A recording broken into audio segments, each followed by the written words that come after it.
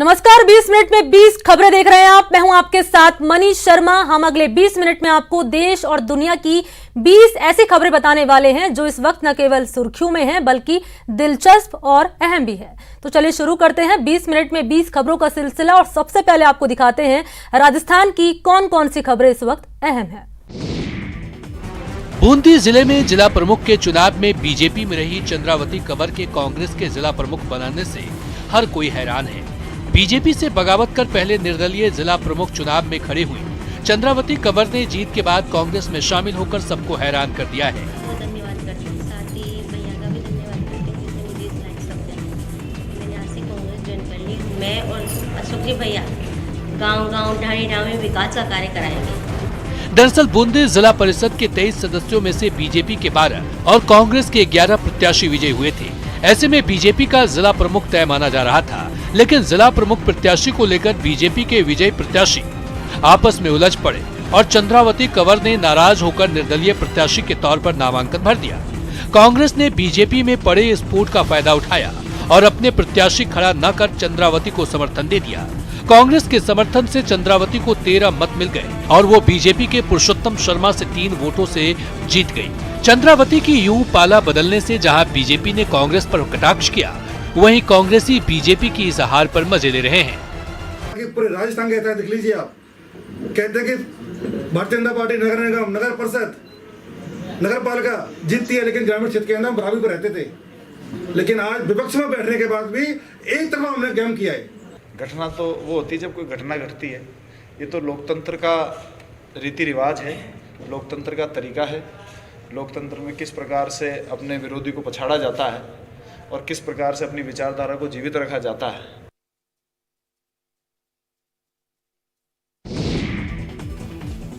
झुंझुनू में आजादी के बाद पहली बार जिला परिषद में बीजेपी का जिला प्रमुख बना है।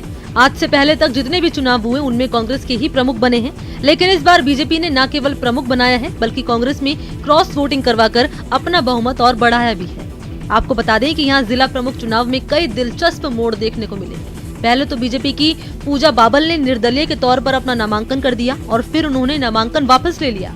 इसके बाद कांग्रेस की अंजू कस्वा और बीजेपी की हर्षनी कुल्हरी के बीच जिला प्रमुख के पद के लिए सीधा मुकाबला हुआ, जिसमें हर्षनी कुल्हरी को 35 में से 26 वोट मिले। वहीं कांग्रेस की अंजू कस्वा को 9 वोटों में ही संतोष करना पड़ा। मैं धन्यवाद देना चाहती हूँ कि सभी ने मुझे बहुत सपोर्ट किया है, जो मतदान दिए हैं। मैं बिल्कुल आपके लिए ऋण चुकाने की कोशिश करूंगी। बिल्कुल विकास का कार्य कराऊंगी, डेवलपमेंट का कार्य कराऊंगी। हर जो मेरे से बल पड़ेगा वो मैं आपके साथ रहूंगी। भारतीय जनता पार्टी को 35 में से 26 मत मिले हैं और भारतीय जनता पार्टी यहाँ विजयी रही है। मैं सभी जनता को बहुत बहुत धन्यवाद देना चाहता हूँ, आभार प्रकट करता हूँ भारतीय जनता पार्टी की ओर से। सांसद होने के नाते बहुत बहुत धन्यवाद देता हूँ कि पहली बार भारतीय जनता पार्टी का जिला प्रमुख बनाया। कैमरे से बार बार मुंह छिपा रही ये AN वीना चौधरी हैं। कल तलक ठाठ से अपने दफ्तर में बैठी थी, लेकिन लालच ने इन्हें कहीं मुंह दिखाने लायक नहीं छोड़ा है।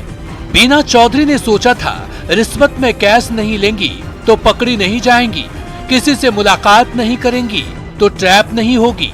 लेकिन जितनी हाईटेक वो बनने की कोशिश कर रही थी, ACB की टीम उससे ज्यादा हाईटेक निकली और मैडम बीना सलाखों के पीछे पहुंच गई। बीना चौधरी को गिरफ्तार करने वाली ACB के मुताबिक परिवादी सोलर पैनल लगाने का काम करता है, जिसके मीटर टेस्टिंग करवाए जाते हैं और AEN बीना चौधरी ने उसी मीटर टेस्टिंग को लेकर रिश्वत की मांग की थी। बीना चौधरी ने ये रिश्वत पेटीएम के जरिए ली थी और इसी के बाद उन्हें गिरफ्तार किया गया। सोलर पैनल लगाने के लिए यहाँ पे मीटर टेस्टिंग होने के लिए आते हैं और एक परिवादी ने हमारे ACB में 21 अक्टूबर को शिकायत की थी कि उसके जो मीटर टेस्ट हैं वो टेस्ट करके उपलब्ध नहीं कराए जा रहे हैं और उसके लिए यहाँ पे रिश्वत की मांग की जा रही है, पर मीटर 1000 रुपये। मरुधरा में लगातार बढ़ रहे साइबर अपराधियों पर अंकुश लगाने के लिए कमिश्नरेट में साइबर अपराध अनुसंधान इकाई का गठन किया गया है। यह टीम थानों में दर्ज साइबर अपराध संबंधी मामलों में जांच अधिकारियों को परामर्श और तकनीकी सहायता उपलब्ध कराएगी।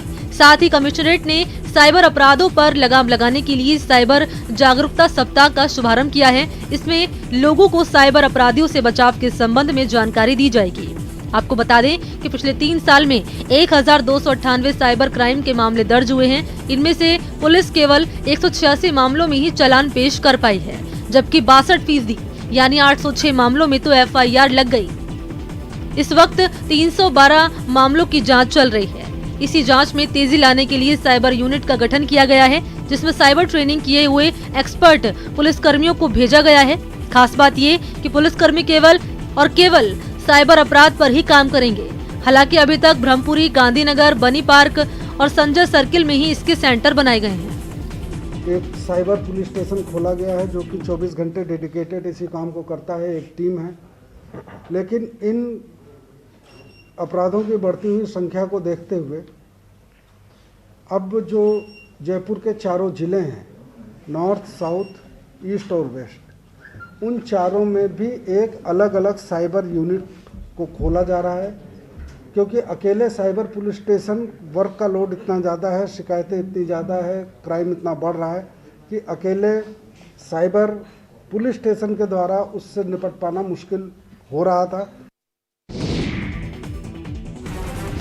कोटा के सिटी मॉल के सामने निर्माणाधीन ओवरब्रिज का स्लैब गिरने के मामले में केस दर्ज कर लिया गया है। यूडीएच मंत्री के निर्देश के बाद ओवरब्रिज का निर्माण कर रही ठेका कंपनी के खिलाफ FIR दर्ज की गई है। बुधवार रात करीब 8:30 बजे एक शॉपिंग मॉल के सामने निर्माणाधीन ओवरब्रिज का एक हिस्सा अचानक गिर गया था। इस हादसे में वहां काम कर रहे एक इंजीनियर समेत 10 मजदूर घायल हो गए, जबकि एक मजदूर की मौत हो गई थी। इसी हादसे की जांच के लिए पहले तो 3 सदस्यीय कमेटी गठित की गई और अब ओवरब्रिज का निर्माण कर रही कंपनी के ठेकेदार के खिलाफ केस दर्ज किया गया है।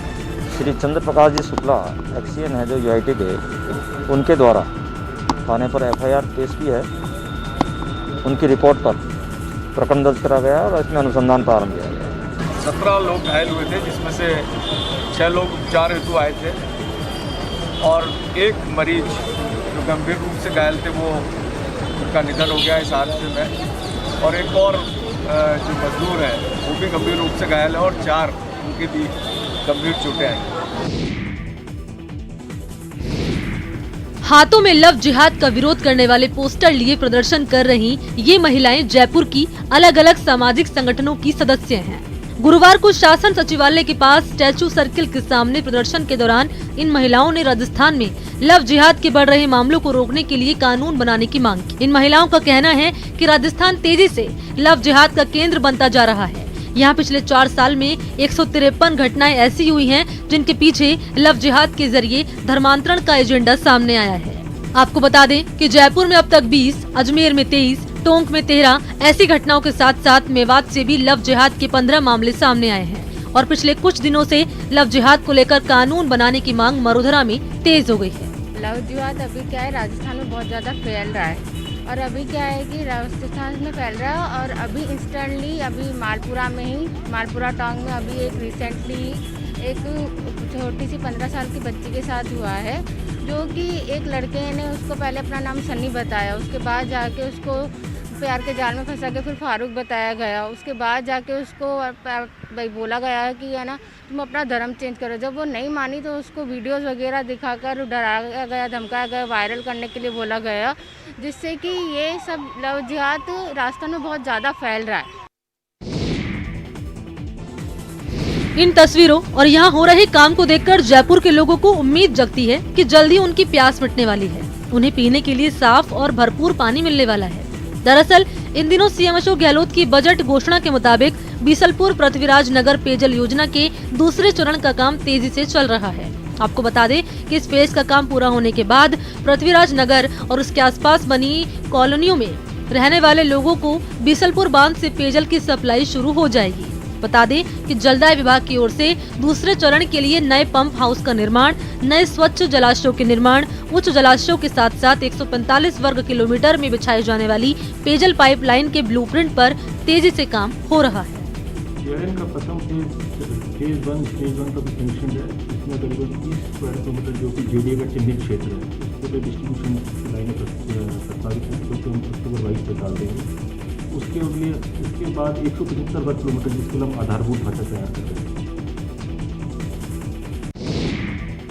देश के साथ राजस्थान ने भी वैक्सीनेशन के लिए कोरोना पर जीत की तैयारी कर ली है। जयपुर, जोधपुर और उदयपुर में मुख्य वैक्सीन स्टोर होंगे और यहां से दूसरे जगहों पर वैक्सीन भेजी जाएगी। 64,000 वैक्सीन सेंटर पर वैक्सीन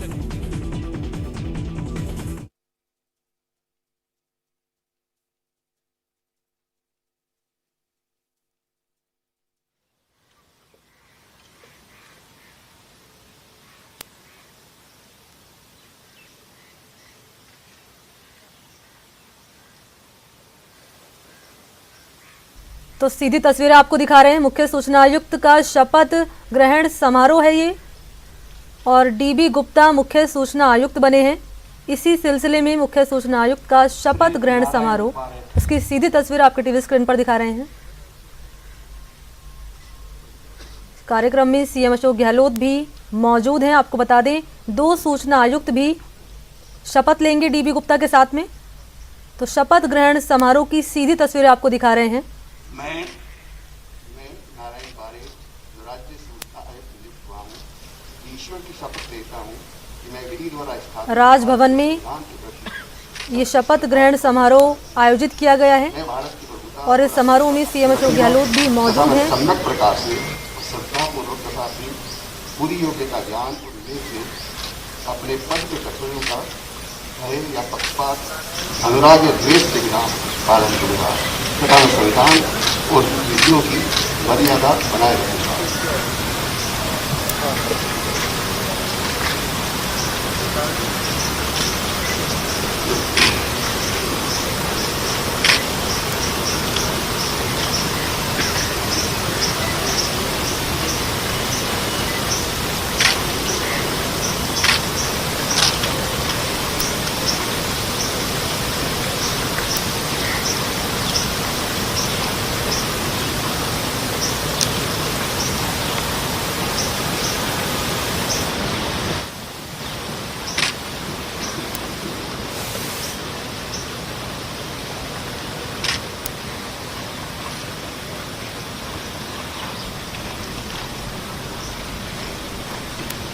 तो शपथ ग्रहण समारोह की सीधी तस्वीर आपके टीवी स्क्रीन पर। डीबी गुप्ता मुख्य सूचना आयुक्त बने हैं। इसी को लेकर राजभवन में उनकी शपथ ग्रहण समारोह आयोजित किया गया है। डीबी गुप्ता के साथ में 2 सूचना आयुक्त भी उनके साथ शपथ लेंगे और सीएम अशोक गहलोत भी इस कार्यक्रम में मौजूद हैं। तो लाइव तस्वीरें आपको दिखा रहे हैं। भव्य शपथ ग्रहण समारोह की सीधी तस्वीरें। 2 सूचना आयुक्त भी उनके साथ शपथ लेंगे और सीएम अशोक गहलोत भी इस कार्यक्रम में मौजूद हैं। द्वारा स्थापित भारत की संविधान के प्रति सच्ची श्रद्धा और निष्ठा रखूंगी। मैं भारत की प्रभुता और अखंडता अक्षुण्ण रखूंगी तथा मैं संयुक्त प्रकार से और श्रद्धापूर्वक तथा अपनी पूरी योग्यता, ज्ञान और विवेक से अपने पद के कर्तव्यों का भय या पक्षपात, अनुराग या दोष के बिना पालन करूंगी तथा मैं संविधान और नीतियों की मर्यादा बनाए रखूंगी।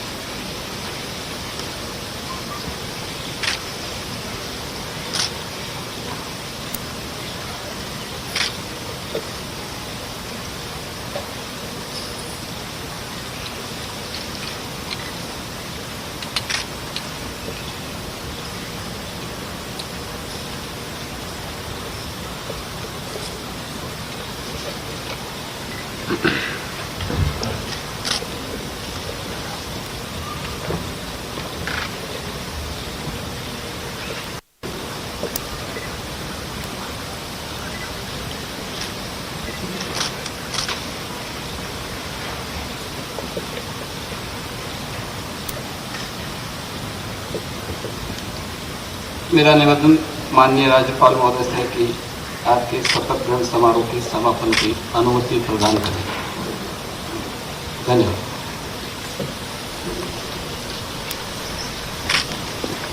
राष्ट्रगान।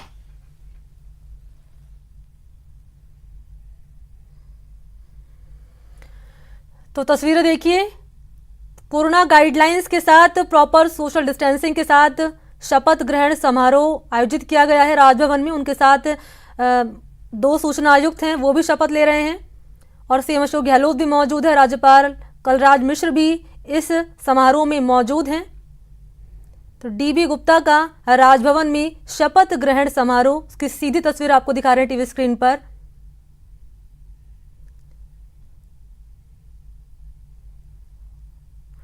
मुख्य सूचना आयुक्त की शपथ लेंगे डीबी गुप्ता और इसके अलावा उनके साथ 2 सूचना आयुक्त भी शपथ ग्रहण करेंगे। राज्यपाल कलराज मिश्र भी इस समारोह में मौजूद हैं, सीएम अशोक गहलोत भी मौजूद हैं।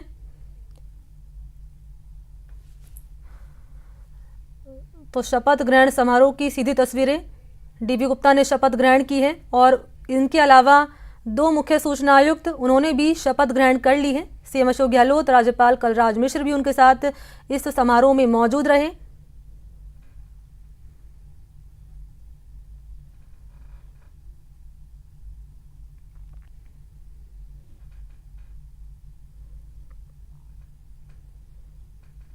तो डीबी गुप्ता का शपथ ग्रहण समारोह।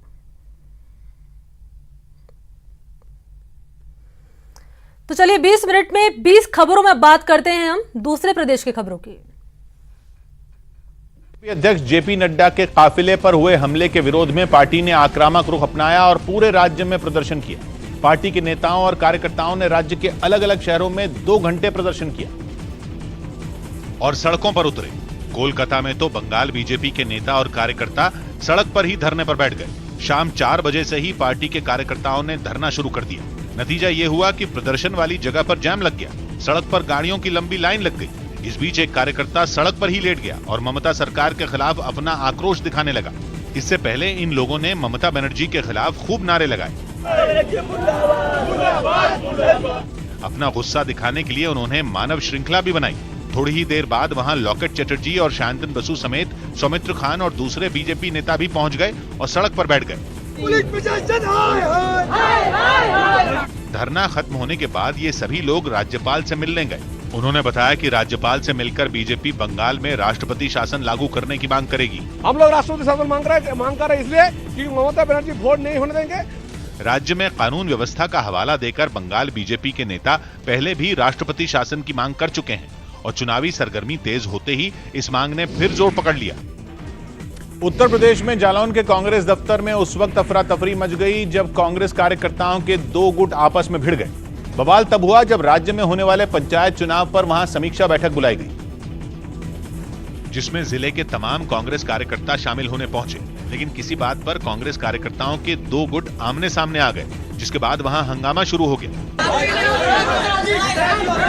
दोनों गुटों के लोग एक दूसरे से तू-तू मैं करते नजर आए। दोनों तरफ से गाली गलौज होने लगी। देखते देखते उनके बीच धक्का मुक्की शुरू हो गई। ऐसा लगा जैसे थोड़ी देर में दोनों गुटों के बीच मारपीट शुरू हो जाएगी। इस दौरान वहां मौजूद कांग्रेस के दूसरे कार्यकर्ता बीच बचाव करते दिखे, लेकिन हंगामा शांत करने की तमाम कोशिश के बाद भी कांग्रेस दफ्तर में काफी देर तक बवाल होता रहा। हालांकि बाद में किसी तरह दोनों गुटों के लोगों को समझा बुझाकर शांत करा लिया गया। इस घटना के बाद कांग्रेस ने हंगामा करने वाले लोगों पर कार्रवाई के संकेत दिए। संगठन का एक अनुशासन होता है, उसको सबको मानना चाहिए। आरोप ये भी है कि हंगामा कर रहे कांग्रेस के लोगों ने मीडिया कर्मियों से भी बदसलूकी की। शिरडी के साईं मंदिर के बाहर सभ्य कपड़े पहनने की अपील वाला बोर्ड हटाने के लिए तृप्ति देसाई अपनी समर्थकों के साथ निकल पड़ी, लेकिन शिरडी पहुंचने से पहले ही उन्हें पुलिस ने हिरासत में ले लिया और इस दौरान महिला पुलिस के साथ तृप्ति देसाई की धक्का मुक्की भी हुई। पुलिस तृप्ति के साथ आई बाकी महिलाओं को बस में बिठा चुकी थी। बस के पास पहुंचते ही तृप्ति देसाई को समझ आ गया कि उन्हें हिरासत में लिया जाएगा। अचानक उन्होंने महिला पुलिसकर्मी का हाथ छुड़ाकर भागने की कोशिश की, लेकिन वो ज्यादा दूर तक भाग नहीं पाई। फौरन महिला पुलिस ने उन्हें फिर दबोच लिया। इस बार तृप्ति को जबरन खींचते हुए बस में बिठाना पड़ा। तृप्ति देसाई अपनी समर्थकों के साथ एक बस में शिरडी के लिए रवाना हुई थी, जिसका ऐलान उन्होंने पहले से ही कर दिया था। फिर रोका, फिर भी हम आगे जाएंगे और बोर्ड हटाएंगे। तृप्ति को तिलक लगाकर और आरती उतारकर रवाना किया गया। बस में पूरे रास्ते तृप्ति देसाई के समर्थन में नारे लगते रहे, लेकिन पुलिस की तैयारी तृप्ति तृप्ति देसाई से ज्यादा दिखी। अर्धसैनिक बल का महिला दस्ता और महिला पुलिसकर्मी पहले से ही अहमदनगर जिले की सीमा पर तैनात हो गई। शहर में दाखिल होने से पहले ही तृप्ति देसाई और उनकी पूरी टीम को हिरासत में ले लिया गया। आंध्र प्रदेश के गुंटूर में एक टोल प्लाजा कर्मचारी को राज्य की सत्ताधारी पार्टी वाईएसआर कांग्रेस की नेता ने थप्पड़ मार दी। घटना तब हुई जब टोल कर्मचारी ने उन्हें रोका और टोल टैक्स देने के लिए कहा, जिस पर वाईएसआर कांग्रेस पार्टी की नेता डी रेवती गुस्से से बौखला गईं। उन्होंने पहले टोल प्लाजा पर लगे बैरिकेड को खुद हटाने की कोशिश की और जब कर्मचारी ने विरोध किया तो उन्होंने उसे थप्पड़ जड़ दिया। इस घटना से पहले डी रेवती कार के आगे खड़े टोल कर्मचारी के साथ बहस करती दिखाई दी। थोड़ी देर बहस करने के बाद उन्होंने सड़क पर रखे बैरिकेड को खुद ही हटाना शुरू कर दिया। हंगामा बढ़ा तो वहां लोगों की भीड़ जमा हो गई। बात तब बिगड़ गई जब टोल कर्मचारियों ने उन्हें बैरिकेड हटाने से रोकने की कोशिश की। इस पर वाईएसआर कांग्रेस नेता उनसे हाथापाई पर उतारू हो गई। गुस्से में उन्होंने बैरिकेड को सड़क पर गिरा दिया और फिर टोल कर्मचारी को थप्पड़ मार दिया। बाद में उनके ड्राइवर ने बैरिकेड को सड़क के किनारे किया और फिर दोनों बिना टोल दिए कार में बैठकर वहां से निकल गए। कोरोना की मार झेल रहे मुंबई में एक और संकट खड़ा हो गया। News18.com की रिपोर्ट के मुताबिक मुंबई के ब्लड बैंकों में खून की भारी कमी हो गई। ऐसे में सरकार ने लोगों से रक्तदान की अपील की। मुंबई के ही समाधान सदा सरवणकर नाम के शिवसेना नेता ने तो रक्तदान करने पर लोगों को मुफ्त में चिकन और पनीर देने का ऑफर भी दे दिया। यह ऑफर उन लोगों के लिए है जो मुंबई के किंग एडवर्ड मेमोरियल अस्पताल में रक्तदान करेंगे, जहां 13 दिसंबर को रक्तदान शिविर लगाया जा रहा है। मुंबई के ब्लड बैंकों में हो रही खून की कमी के बीच राज्य के स्वास्थ्य मंत्री राजेश टोपे खुद राजधानी के एक अस्पताल में रक्तदान के लिए पहुंच गए, जहां उन्होंने जरूरतमंदों के लिए रक्तदान किया। सिर्फ उन्होंने ही नहीं बल्कि उनके साथ वहां पहुंची एनसीपी नेता सुप्रिया सुले ने भी वहां खून दिया। इसके बाद उन्होंने दस्तावेजों पर कार्रवाई पूरी की। उपलब्ध होगा इतना ही ब्लड आज यहाँ पर हमारे स्टोरेज में है, इसीलिए हमने ब्लड डोनेशन का अपील किया है। कोरोना संकट के बीच केरल के निकाय चुनाव में एर्नाकुलम के एक पोलिंग बूथ पर रोबोट का इस्तेमाल किया गया। राज्य में हो रहे निकाय चुनाव के दूसरे चरण में 5 जिलों में वोटिंग हुई। लेकिन जो तस्वीर एर्नाकुलम के एक मतदान केंद्र से सामने आई, उसमें एक रोबोट उस केंद्र के दरवाजे पर खड़ा दिखा, जिसने वहां पहुंच रहे मतदाताओं की एक-एक कर थर्मल स्क्रीनिंग की। रोबोट पर लगाई गई स्क्रीन पर लोगों के शरीर का तापमान डिस्प्ले होता दिखा। तापमान की जांच के बाद उस रोबोट ने लोगों के हाथों को सैनिटाइज भी कराया, जिसके बाद वो वोट देने के लिए आगे बढ़ते दिखाई दिए। बाकी लोग सोशल डिस्टेंसिंग के नियम को ध्यान में रखते हुए अपनी बारी आने का इंतजार करते दिखे। 20 मिनट में 20 खबरों में बात करते हैं कुछ अंतर्राष्ट्रीय खबरों की। अमेरिका से बढ़ते तनाव के बीच रूस परमाणु युद्ध की तैयारी में जुटा है। रूस ने परमाणु मिसाइलों का परीक्षण करके अमेरिका को खुली चुनौती दे दी। खबर है कि खुद राष्ट्रपति व्लादिमीर पुतिन के आदेश पर इन परमाणु मिसाइलों का टेस्ट किया गया। और रूस ने कहीं पर जमीन से परमाणु मिसाइल चलाकर अपनी ताकत दिखाई, तो कहीं समंदर से परमाणु मिसाइल चलाने का सैन्य अभ्यास किया। जमीन से तो रूस ने इंटरकॉन्टिनेंटल बैलिस्टिक मिसाइल का टेस्ट लॉन्च किया, यानी ऐसी ताकतवर परमाणु मिसाइल जिसकी जद में दुनिया का लगभग हर कोना होगा, मतलब अमेरिका भी। जैसे ही खतरनाक मिसाइल चली तो धरती कांप उठी। कई किलोमीटर दूर तक कान फाड़ देने वाली आवाज की गूंज सुनाई दी। तेज रफ्तार मिसाइल पलक झपकते ही हवा में पहुंच गई और अपने पीछे जमीन पर धूल का घना गुबार छोड़ गई। वहीं समुद्र में परमाणु पनडुब्बी से मिसाइल लॉन्च करने से पहले रूस की सेना के जवान पूरे फॉर्म में नजर आए। उन्होंने जैसे ही कमांड दी, मिसाइल हवा में लॉन्च हो गई। जल थल के साथ हवा से भी बम दागने का परीक्षण किया गया। अमेरिका के टेक्सास में निजी एरोस्पेस कंपनी स्पेसएक्स का रॉकेट प्रोटोटाइप टेस्ट फ्लाइट के दौरान ब्लास्ट हो गया। पृथ्वी से लोगों को मंगल ग्रह की सैर कराने के लिए बनाए जा रहे स्टारशिप रॉकेट ने उड़ान तो आराम से भर ली, लेकिन लैंडिंग के वक्त उसमें जोरदार धमाका हो गया। और जो रॉकेट आसमान में शान से उड़ रहा था, वो जमीन पर चकनाचूर होता नजर आया। धरती को छूते ही ये रॉकेट फट पड़ा। वीडियो देखकर ऐसा लगा जैसे कोई बम ब्लास्ट हुआ हो। इस खतरनाक धमाके की वजह से आग के शोले ऐसे भड़के कि रॉकेट का नामो निशान ही मिट गया। हालांकि इससे पहले तक सब ठीक जा रहा था। लगभग 16 मंजिला इमारत जितने ऊंचे इस रॉकेट ने जैसे ही लॉन्च पैड से उड़ान भरी, लोगों ने उसका जोरदार स्वागत किया। उड़ते उड़ते रॉकेट आसमान में 41,000 फीट की इतनी ज्यादा ऊंचाई पर पहुंच गया कि कुछ पल के लिए आंखों के सामने से ओझल ही हो गया। लेकिन इसके बाद शुरू हुआ असली धमाल। ये हाईटेक रॉकेट हवा में अपनी दिशा बदलने लगा। ऐसा लगा मानो वो आसमान में करतब दिखा रहा हो। हालांकि 6.5 मिनट तक उड़ान भरने के बाद जैसे ही रॉकेट जमीन पर पहुंचा, उसमें विस्फोट हो गया।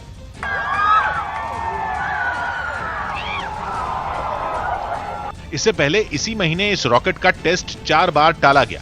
2 दिन पहले तो तकनीकी खराबी की वजह से बिल्कुल ऐन मौके पर टेस्ट लॉन्च रद्द कर दिया गया था। तो चलिए इसी के साथ इस बुलेटिन में इतना ही। देश और दुनिया के तमाम बड़ी खबरों के लिए देखते रहिए News 18 राजस्थान। नमस्कार।